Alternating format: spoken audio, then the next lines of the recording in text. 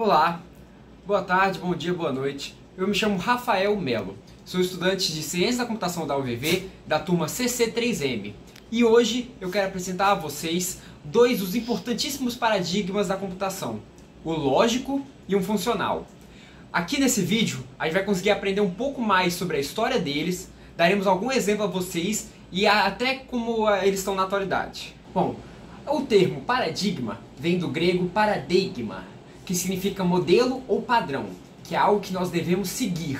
Na computação, os paradigmas não são nada mais nada menos que os modelos para a gente resolver problemas e estruturar bem o código, para entender como eles funcionam.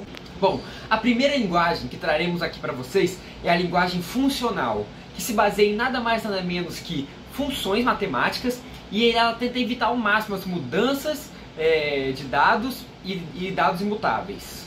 O paradigma funcional ele funciona com um alto nível de abstração. Ele possui soluções elegantes, concisas e bastante poderosas. E também, além de tudo, ele só depende do valor de entrada, evitando os efeitos colaterais. Os quatro principais exemplos que temos hoje de linguagens funcionais é o Haskell, que é uma linguagem funcional pura, a Lisp, que é conhecido pela sua flexibilidade bem alta, temos a Erlang, que é usada bastante em telecomunicações, e a Scala, que é meio que uma mistura de funcionalidade com a funcional e é orientada a objetos. Bom, agora iremos falar da história do paradigma funcional. Ele teve sua base com o Alonzo Church, lá em 1930, com o Lambda. Temos aqui uma foto do Alonzo Church que definiu isso. O paradigma funcional, ele desde sempre tem essa base de definir e aplicar funções.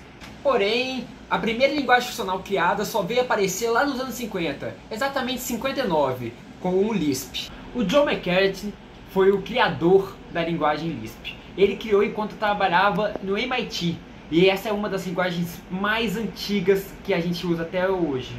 Temos agora o Erlang, que foi criado por três pessoas, Joe, Mike e Robert. Eles criaram na Ericsson Computer Science, lá em 86. Essa linguagem teve em vista as telecomunicações. A Erlang foi especialmente feita para lidar com problemas de concorrência e alta disponibilidade. A linguagem é conhecida por seu modelo de concorrência baseado em atores e a sua alta tolerância a falhas. Agora, outra linguagem que veio lá nos anos 90 foi a Haskell. Ela foi produzida por vários pesquisadores, porém, eles foram liderados por Philip, Paul Hudak, John Wilkes e Simon. O seu desenvolvimento realmente só começou em 87 e aí teve a sua versão inicial lançada nos anos 90. O Haskell ele é uma linguagem funcional pura, reconhecida pelo seu forte sistema de tipos e por facilitar a programação de alto nível e robusta. Agora a última que iremos falar começou em 2001. Foi feita na EPFL por Martin Ordesky e a sua equipe. Bom, ela foi focada em combinar a programação orientada a objetos e a funcional, oferecendo um sistema de tipos estáticos e avançados, sendo executada na plataforma Java Virtual Machine. Mesmo sendo bastante antiga, o paradigma funcional está em estado de crescimento e maturidade ainda, com diversas linguagens e frameworks ganhando popularidade e sendo utilizados em projetos em grande porte. Alguns pontos importantes a gente destacar é a adoção crescente de linguagens como Haskell, Scala, Elixir, Erlang, estão sendo cada vez mais utilizadas em grandes empresas como Facebook, Twitter, Netflix e várias. Outra coisa são os novos frameworks. Os novos frameworks funcionais estão surgindo, como o LM para interface webs e o F# para desenvolvimento.net. Além de termos o maior interesse da comunidade, a comunidade da programação funcional ela cresce rapidamente com diversos meetups, conferências e cursos online, hoje em dia mais que nunca disponíveis. E além disso, temos aplicações em diversas áreas. O paradigma funcional não está sendo só usado na área dele, mas sim como desenvolvimento web, mobile, back-end, big data, machine learning, inteligência artificial e entre outros, para você ver a potência que ele tem. Agora vamos trazer aqui para vocês algumas dessas vantagens e desvantagens do paradigma funcional. Bom, de primeiro temos a vantagem que ela facilita a programação concorrente, tornando um código muito mais seguro e menos propenso a erros. Outra coisa dela é a composição de funções e expressividade. Ela permite escrever o código mais conciso e expressivo, facilitando muito mais a leitura e a manutenção do seu código. E por último, temos também a segurança, porque por ela ser robusta e totalmente a falhas, ela pode facilitar o desenvolvimento de sistemas distribuídos. Porém, temos também algumas desvantagens. Por exemplo, a curva de aprendizado. É uma transição difícil para os desenvolvedores que já estão acostumados com paradigmas imperativos orientados a objetos. E também, em alguns casos de uso, por ter um desempenho inferior em operações que envolvem muitas mutações de estado, já que ela não permite, isso pode atrapalhar bastante você. E outra, temos as limitações de modelagem. Lidar com estruturas de dados mutáveis pode ser mais complexo em linguagens funcionais, muito mais quando há requisitos específicos de desempenho ou otimização.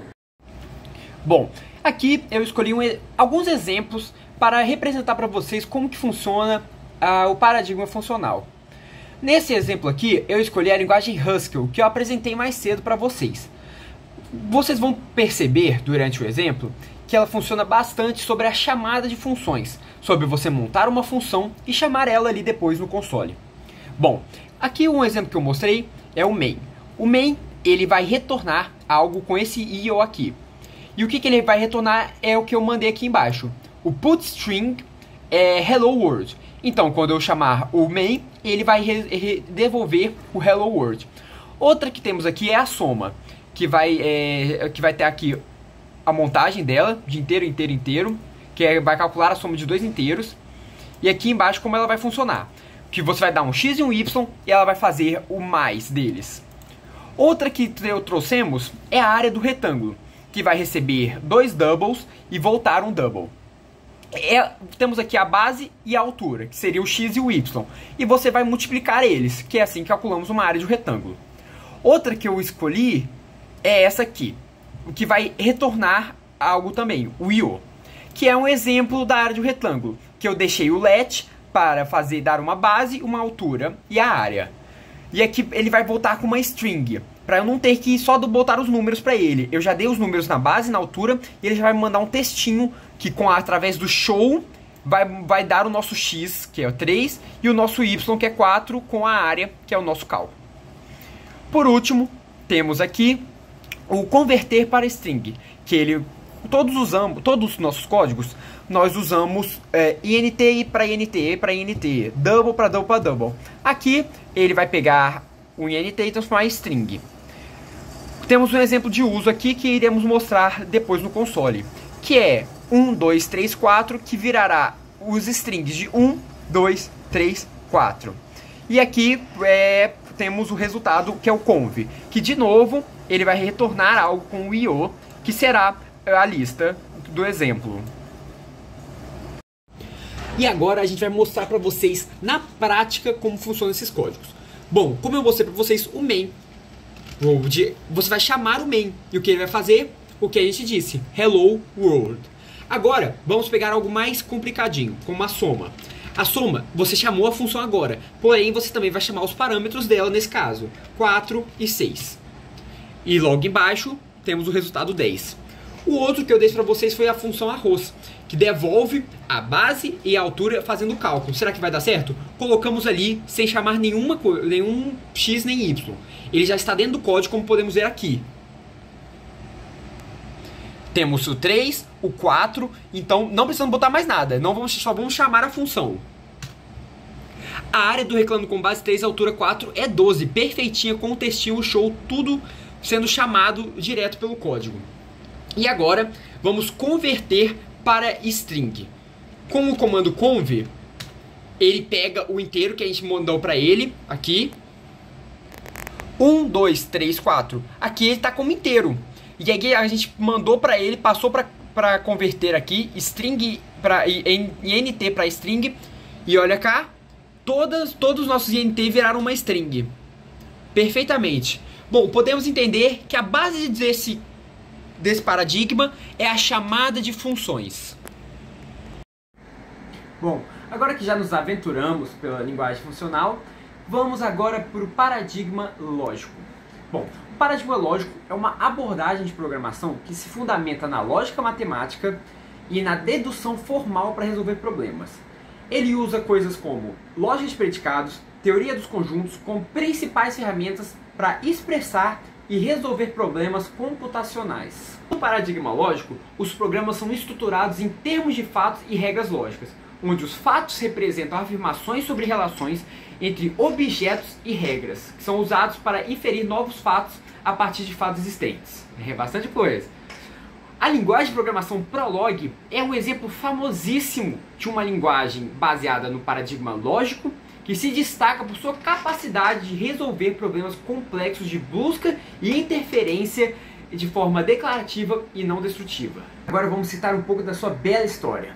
O paradigma lógico tem raízes na lógica matemática, óbvio, e na pesquisa em inteligência artificial. Ele foi influenciado por trabalhos de cálculo de predicados de primeira ordem, desenvolvido por matemáticos como Gottlob Frege, o grande homem atrás de mim, e formalizados por Alonzo Church, o nome já conhecido aqui nesse vídeo. Ele foi fundamentado lá nos inícios dos anos 1970. E Robert Kowalski e Alan Comorer foram os desenvolvedores do Prolog, Programming in Logic, como o nome já diz, a primeira linguagem de programação lógica amplamente utilizada.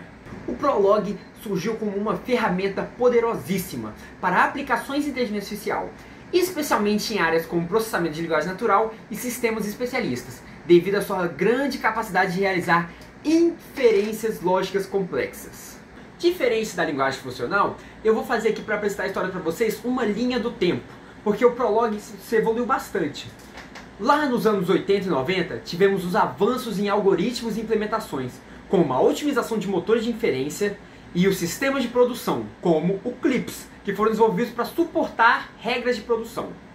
Agora, com os anos 90 e os anos 2000, tivemos a integração com outros paradigmas, como as linguagens multiparadigmas, a integração de características de programação de lógica e linguagens multiparadigmas, como Python, Java, ampliou o alcance muito e a aplicabilidade da lógica na programação prática. Agora vamos para o lado atual, os dias de hoje, que agora temos uma programação lógica em Big Data e Web Semântica, que a programação lógica está aplicada em novas áreas, onde a inferência lógica pode ser usada para extrair conhecimento de grandes conjuntos de dados. Além disso, também temos a inteligência artificial, que como sabemos hoje, desde a quarentena, ela vem aumentando com tudo, como o ChatGPT e outras milhares de ferramentas. Então a lógica continua a desempenhar um papel importantíssimo na inteligência artificial, especialmente em áreas que querem um raciocínio simbólico e uma inferência lógica, como a representação e conhecimento e a robótica. E agora também temos as ferramentas modernas, como os frameworks Answer, o ASP e o CLP, que expandiram a capacidade de programação lógica, permitindo resolver problemas complexos de otimização e restrição. E agora vamos trazer algumas vantagens e desvantagens para vocês sobre os paradigmas lógicos. Bom, primeiro de tudo, vantagens. A expressividade e a clareza. Ela permite expressar problemas complexos de forma concisa e declarativa, facilitando a compreensão e manutenção do código. Além de que a lógica formal fornece uma base sólida para especificar e raciocinar sobre vários problemas. Além disso, temos a inferência automática, que permite derivar novos fatos a partir de fatos e regras já existentes. E agora temos a flexibilidade na resolução de problemas, que permite a definição de problemas de forma geral e a busca de solução através de mecanismos de inferência. Agora falaremos de duas desvantagens, como a escalabilidade, que pode enfrentar alguns problemas no gerenciamento de estados mutáveis e aplicações de grandes sistemas, e a curva de aprendizado, que requer um entendimento sólido de lógica formal e técnicas de inferência, o que pode ser bem desafiador para iniciantes. Agora, vamos fazer uma comparação dos 4 tipos de paradigmas: funcional, lógico, orientado a objetos e imperativo, para a gente entender bem as diferenças entre eles. Vamos começar com os tipos de dados. No lógico, os dados são representados por termos e são geralmente imutáveis. Funcional são dados imutáveis, imperativo eles são mutáveis e orientado a objetos eles podem ser mutáveis.